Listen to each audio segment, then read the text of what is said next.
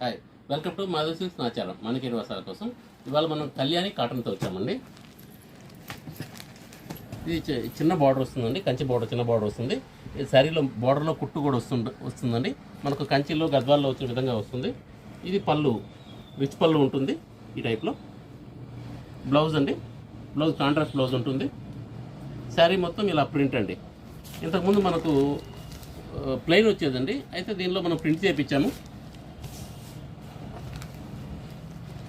Colours కూడా మంచి colours వచ్చాయండి. ఇది లైట్ పీచ్ కలర్ అండి, ఇలా వస్తుంది.